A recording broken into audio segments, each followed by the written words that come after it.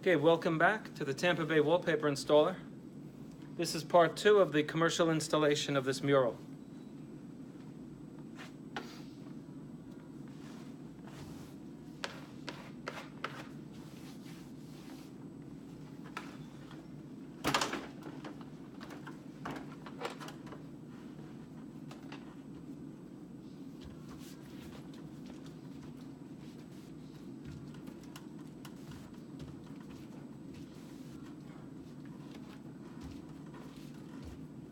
I'm stretching this paper here.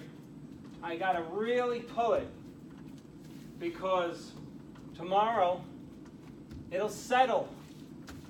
It'll settle. One of the ways to nail it down, so to speak, is to use commercial grade roller. This is heavy duty. You want to test these out before you put them against the paper. Make sure that the roller's not going to come off. Sometimes they give, tears the paper. Each of these sheets of paper is $100. So you don't want to be wasting somebody's paper. You'll wind up buying it. So this is what I'm going to use to roll the corner now.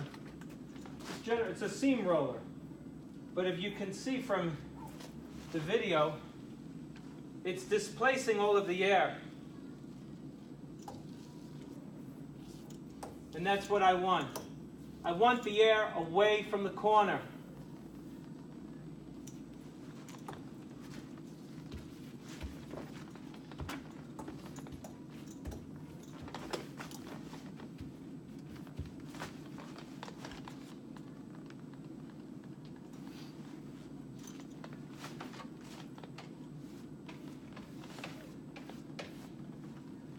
So I rolled my seam, and then it made the track mark on the side because it displaced all of the air as I pushed it out. Now I want to take that air and displace it more toward that 6-inch seam, which is 6 inches from the corner. And now you see why it's important not to have a corner in the middle of a 52-inch sheet of wallpaper or less.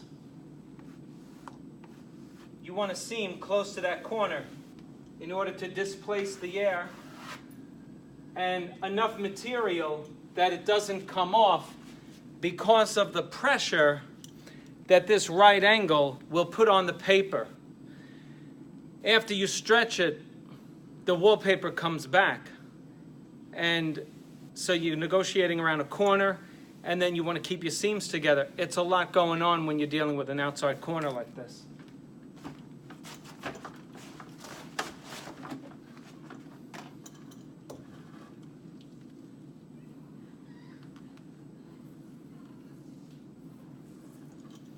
If I didn't roll this seam of this corner, I have a lot of air in this corner. It would work its way right back to the corner, and you would see this ugly gap between the wallpaper and the point of the corner.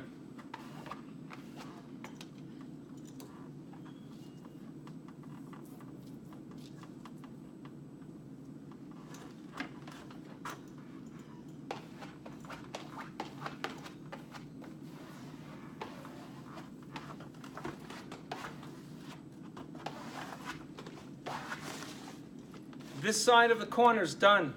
It's perfectly tight.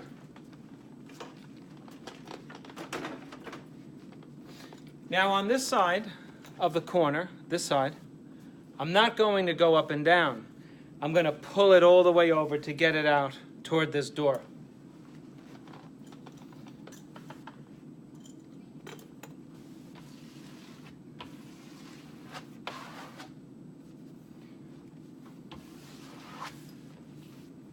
Notice how I'm using this tool. I'm swiping at the corner.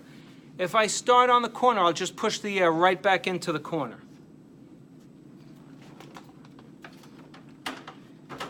So I start up here and I pull the air away. I'm pulling the air away from that corner.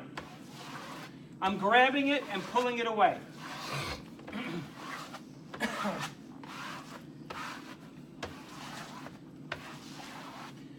And you can't see it, but I can see the air, the pockets coming right out of the paper.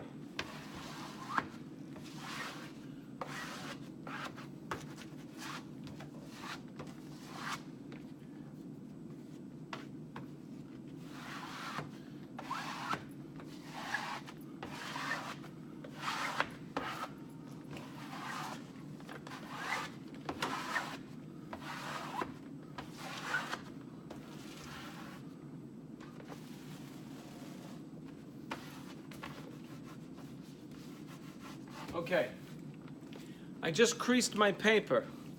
Because I wasn't being careful, there was a natural crease from all of the air coming out, so it starts.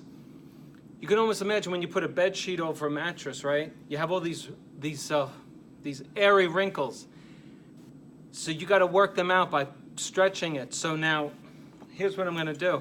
I'm going to press that out because it put a little fold in the paper, but this pushes it on this paper. It pushes it right out.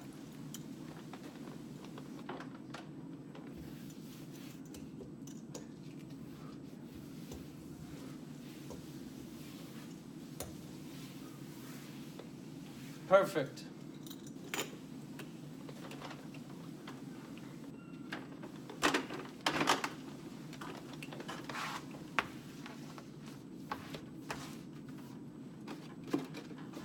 Again, I'm going to wipe it down to reduce the friction, to reduce the temperature at which the paper is being stretched as I rub this plastic smoother against it. The water lubricates the vinyl and allows a very non-abrasive stretching motion against the paper that your hand can't do.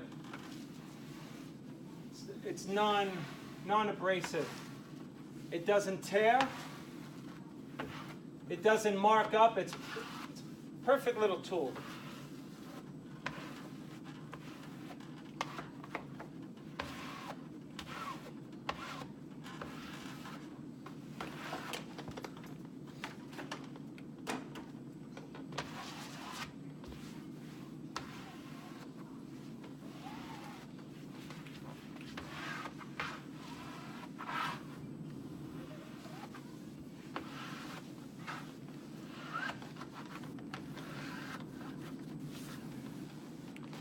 Okay.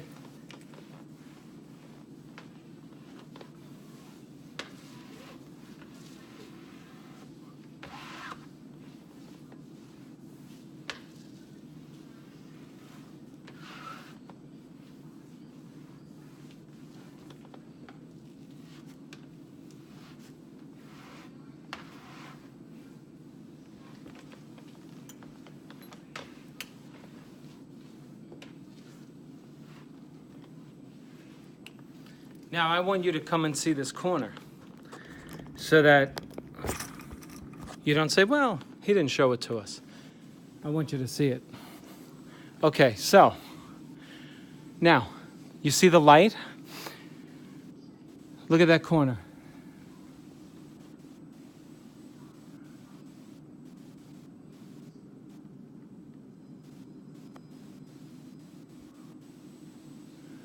Look how perfect that is.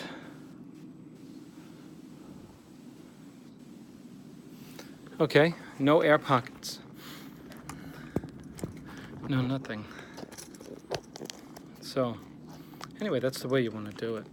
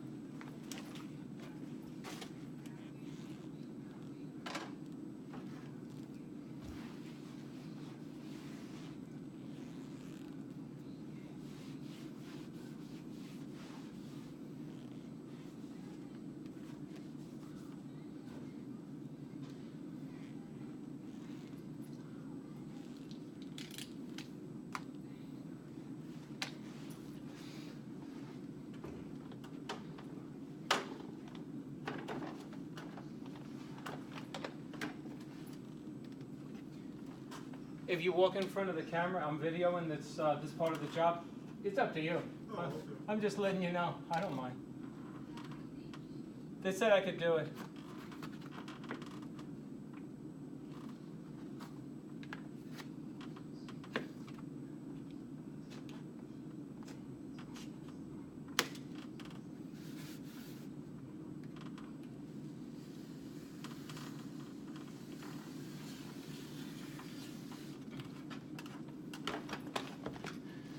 So when you want to when you're making a cut, obviously, these are like the best knives you can use. These breakaway, and you want to have a sharp blade every cut.